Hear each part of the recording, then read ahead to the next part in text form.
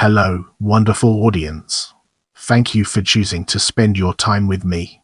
Thank you for joining us today as we dive into Captain Britain comic.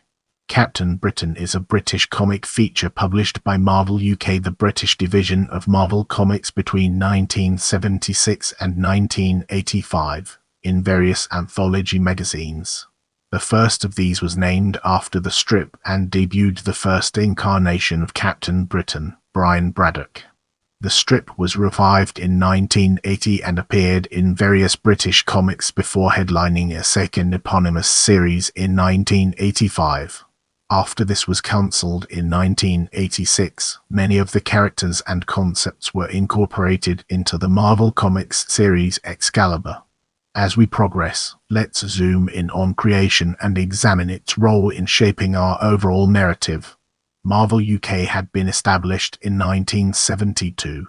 In order to fit in with the style of British weeklies, titles such as The Mighty World of Marvel consisted of reprinted Marvel material in an anthology magazine format, with much of the colour removed.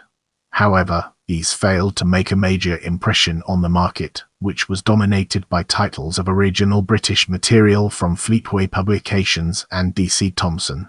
In response, Marvel decided the line needed a British character as a flagship title. As Marvel UK itself was effectively a packaging operation at the time with no experienced creative staff, the character was devised at Marvel's American headquarters. London-born Chris Claremont, at the time a rising star in the company following his successful work on the revival of X-Men, was one of the few Anglophiles on staff. Site comic writer Ralph Macchio star Welcome to Marvel Tales. Title Marvel Tales, Captain Britain. Issue date September 2020. Publisher Marvel Comics, and was assigned to the title. He came up with the name, origin and cast for the new title, Captain Britain. Art duties went to experienced Incredible Hulk artist Ub Trimp, who lived in Cornwall at the time and would recall the 8-page strip typically only took him a couple of days to draw. The designer of the character's patriotic costume, complete with heraldic lion rampant, is unknown. Trimp has speculated it was John Romita.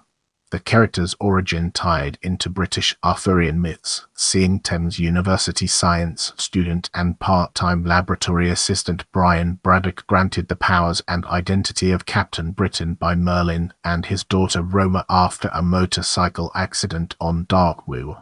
The latter was inspired by Dartmoor, site of a fact-finding vacation for Claremont and Trimp. The new character debuted in Captain Britain. After the first 2 issues covering Braddock's origin, Captain Britain introduced the initial supporting cast: love interest Courtney Ross, campus bully Jack O'Tanner, and Inspector Di Thomas, a Scotland Yard CID officer with a deep hatred of superheroes who continually tried to expose Captain Britain as a menace and discover his secret identity, and who was often gently undermined by more reasonable subordinate Kate Fraser. Claremont would later note the setup was deliberately reminiscent of Spider-Man, considering the format to be intro to Marvel 101. Let's now shift our focus to initial run 1976-1977 and explore the ways in which it shapes our perspective. Initial run 1976-1977. The title launched with some fanfare, even garnering reviews, albeit a negative ones, in the Financial Times and the Daily Record. The strip was in full colour, and in keeping with the anthology's common on the British market, featured only 8 pages of Captain Britain, with the magazine being filled out by reprints of Fantastic Four and Nick Fury, Agent of S.H.I.E.L.D. In common with another quirk of the British market, the first issue featured a free gifter cutout and wallpaper version of the hero's mask. Marvel arranged a visit to the UK by Stan Lee to promote the title. However, it was ill-timed as British comics were soon to be caught up in a moral panic. Fleetway's anarchic action had rapidly grabbed British tabloid attention with its violent content, and was soon on the radar of Mary Whitehouse, a self-appointed moral guardian of the British public. This led to questions about the medium being asked in the House of Commons, and Fleetway editor John Sanders being excoriated by host Frank Bow on the prime-time BBC One magazine show Nationwide. The British press, with little knowledge or interest in the medium, lumped Captain Britain in with action despite its more wholesome content, and Lee's whistle-stop tour also saw him questioned about the violence in comics. Captain Britain would introduce Brian's twin sister, model Elizabeth Betsy Braddock, who was revealed to have psychic powers, with the following issue debuting Jamie Braddock, their Playboy racing car-driving older brother. However, Claremont left the title after the 10th issue. Accounts differ as to whether this was due to the logistical difficulties of working on the title when fax and courier services were in their infancy, or through disputes with title editor Larry Lieber. His replacement was Gary Friedrich, best known for his role in the creation of Ghost Rider. Friedrich had also had a stint writing Sergeant Fury and his Howling Commandos and added the modern incarnation of the lead to Captain Britain as a guest character. Subsequent storylines featured Captain America and the Red Skull, firming up the strip's connection to the Marvel Universe. In Captain Britain, Friedrich also established the British equivalent of SHIELD Special Tactical Reserve for International Key Emergencies, or STRIK for short. Due to most of the stuff involved having only visited Britain as tourists, stories attempted to appeal to a British audience by featuring prominent London locations such as Heathrow Airport, Regent Street and Big Ben, or figures such as the Queen, especially the forthcoming Silver Jubilee and then British Prime Minister James Callaghan, who made several guest appearances. Paul Neary would later note that these were a major weakness of the series, doing nothing to tie the character to modern-day British readers. Sales were moribund, and Captain Britain went to black and white to cut costs, attempting to soften the blow with another free gift, Captain Britain's lesser-spotted superjet. Alan Davis would also recall that, unknown to the American creative team, the lion mark had previously been used by the egg marketing board to denote the quality of eggs, leading to many jokes at the character's expense.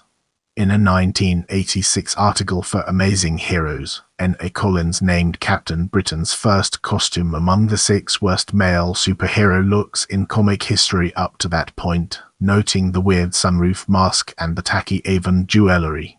Sales failed to improve, and after 39 issues Captain Britain was merged with Marvel X Spider-Man reprint title, at the time called Super Spider-Man.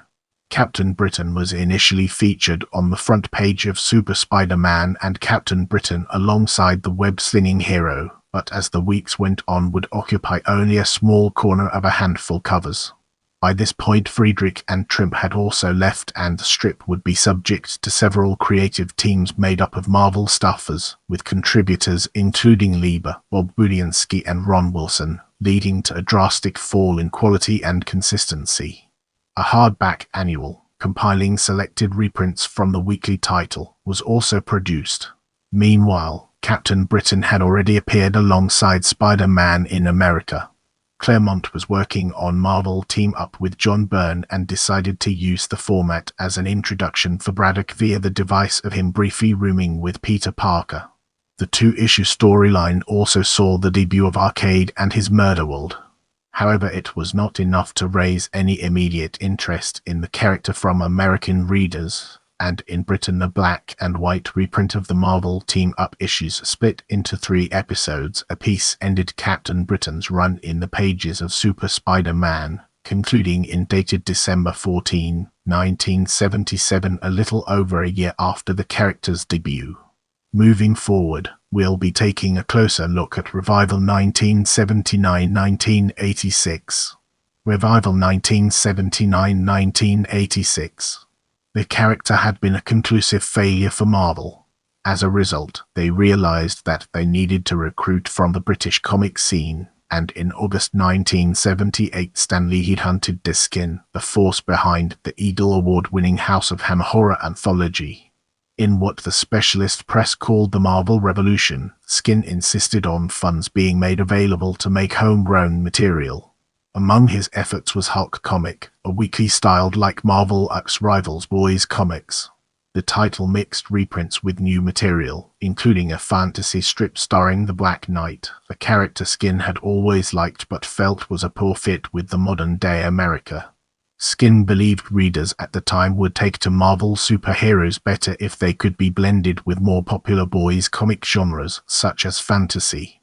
The serial was written by Steve Parkhouse, who was deeply interested in Celtic and Arthurian myths, also drawing on the works of Ursula Kelvin, Le Guin, Larry Niven, and J.R.R. Tolkien. This gave a perfect opportunity to reintroduce Captain Britain, now under a British-based creative team, with veteran John Stokes on art duties, later joined by Paul Neary. Brian Braddock made a cameo as an as-yet unnamed figure of mystery in the first 3-page episode. His identity was made clear in the 4th installment, and after positive reader response, Captain Britain's role in the story gradually increased, filling in some of the fictional backstory explaining his absence in the process. Hulk comic failed to sell as well as hoped, and the number of original strips dwindled, with the title twice modifying its name in the process, but the popularity of the Black Knight saw it, aside from occasional breaks, at one point being replaced by a reprint of Captain Britain's origin from Captain Britain to continue until the title was finally folded into Spider-Man Comics in May 1980. It was the only strip to occasionally displace the Hulk from the front cover. The same year did also see the publication of a one-off Captain Britain Summer Special, reprinting selected issues of the 1976 series and some extant Black Knight material. Skin would later describe the serial as epic and felt it was one of his proudest achievements at Marvel. Get ready for a captivating exploration as we unravel the layers of Captain Britain strip and their profound significance. By then, Skin had quit Marvel UK, with Neary taking over as the offshoot's editor-in-chief. He wanted to keep producing new material, but there was very little money to fund it. Neary paused commissioning covers to free up resources to make a new Captain Britain feature for flagship anthology Marvel Superheroes, renamed from Mighty World of Marvel, in September 1979. Even then, he was only able to hire newcomers and turned to editor Dave Thorpe, who had never written before, and Alan Davis, an acquaintance of Neary's who had only recently turned professional with some short pieces published in Rampage and 2000 AD. Thorpe and Neary had already devised the idea of sending the character to a parallel Earth when Davis came on board, while the character of Jackal from the Black Knight was kept on at the editor's suggestion. Davis was tasked with redesigning the lead character's costume with the stipulation to lose the clumsy scepter, with the artist taking cues from military uniforms in the new look and bulky out his physique. His unused concepts for the character would later be used for some of the Captain Britain core. The new team debuted in Marvel Superheroes in September 1981. It had initially been advertised as appearing in, but was hit by delays. The combination of Thorpe and Davis initially seemed to work well, though Davis would later recall Thorpe's work was very experimental for the genre, reflecting he was ahead of his time. Among Thorpe's creations were the Crazy Gang, Mad Jim Jaspers, and Saturnine, as well as coining the use of the title Earth 616 as the Marvel Universe's home dimension, though it would not be used in print until after he had left.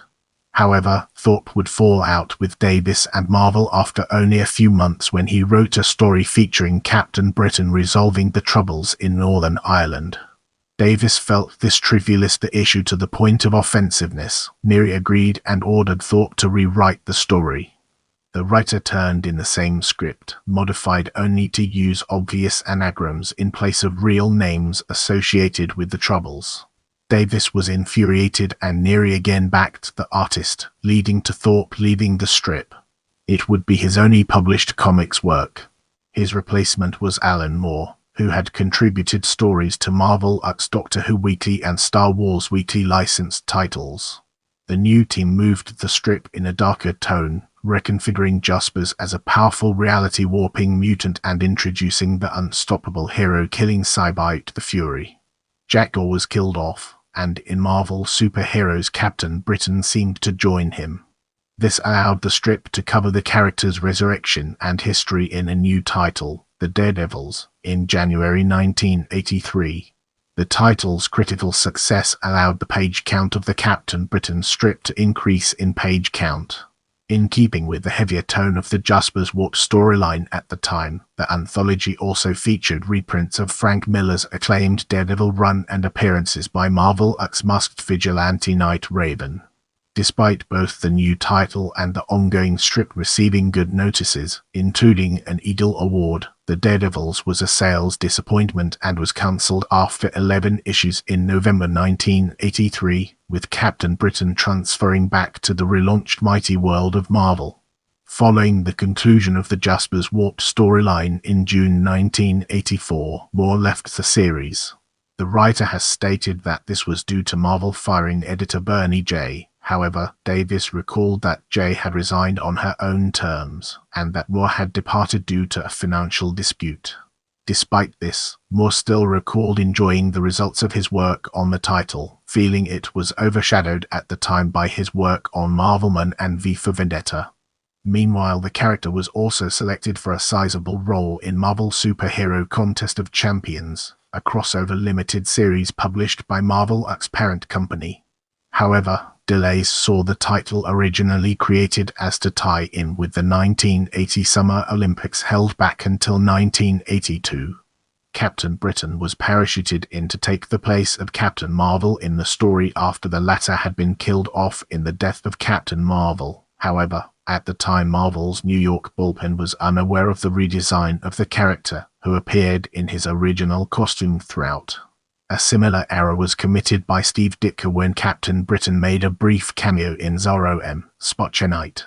Davis would briefly take over writing the story himself until being joined by Jamie Delano, an up-and-coming writer recommended by Moore, and Megan was incorporated as a major supporting character.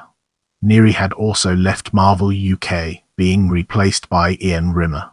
In January 1985, the serial was transferred back to a new Captain Britain monthly series. Due to a growing interest in the resurgent British industry, issues of this series were exported to America, unlike the first series.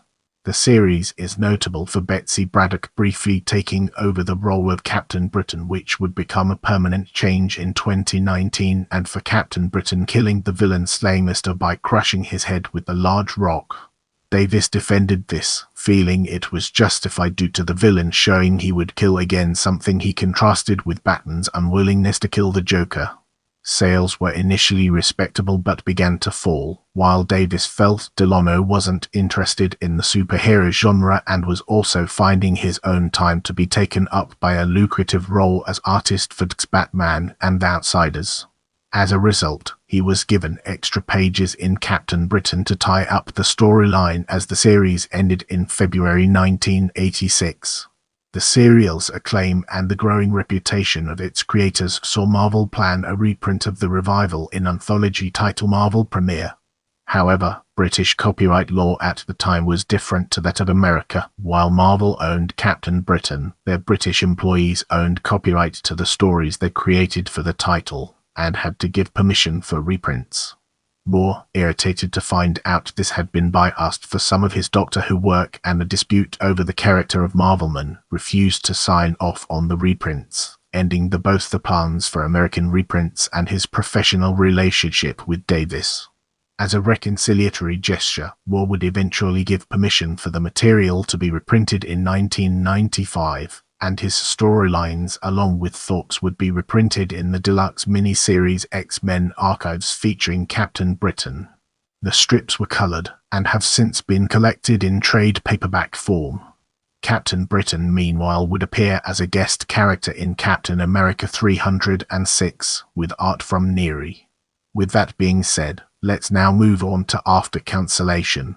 Following the end of the Captain Britain series, most of the cast would appear in the Marvel Comics spin-off series Excalibur.